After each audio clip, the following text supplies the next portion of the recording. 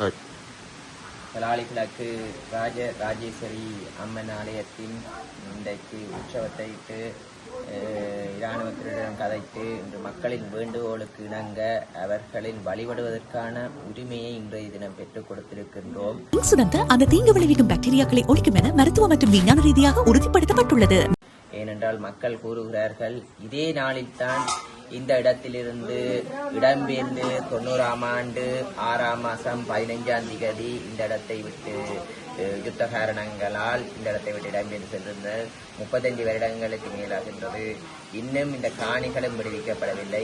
இதற்கான நடவடிக்கையை துரிதமாக மக்களுக்கு பெற்றுக் கொடுக்க வேண்டிய கடப்பாடு பாராளுமன்ற உறுப்பினராகிய எங்களுக்கு இருக்கிறது.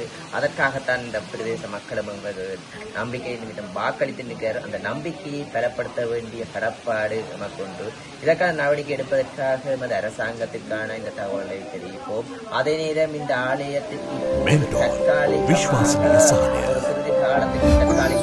வந்து செல்வதற்கான நடைமுறையை எடுப்பதற்கு நாங்கள் தீர்மானித்திருக்கிறோம். தற்காலிக விதியினூடாக எதிர்வரும் காலத்தில் இது பூராகவும் கிழக்கு பகுதியை விடுவிப்பதற்கான நடவடிக்கையை நல்லெண்ண சமிக்கையையும் இராணுவ தலைவர் சமிக்கையை தெரிவித்திருக்கின்றனர். வந்திடத்தில் எதிர்வரும் காலத்தில் இந்த பிரதேசமானது அழகான மக்கள் குடியிருப்பாக இந்த ஆலயத்தை அழகான மக்கள் குடியிருப்பாக சிந்தளிப்பான பிரதேசமாக இடம் திகழும் என்று வரும்போது தெரியும். இந்த பிரதேசம் என்பது காடு மக்கள் இருக்கிறது.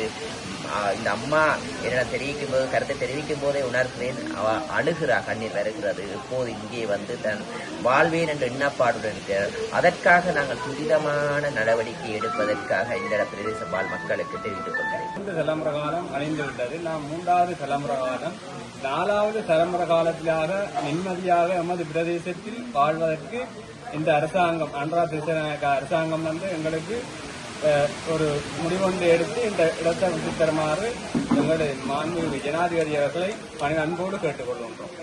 அடுத்த தலைமுறை என்றாலும் நிம்மதியாக இந்த சொந்த மண்ணில் வாழ்ந்து சொந்த மண்ணிலே சாக வேண்டும் என்பது எமது அவா. அதற்கு அவர் ஆதரவு தருவாராக நாங்கள் நம்பிக்கையோடு ஆவலோடு எதிர்பார்க்கிறோம்.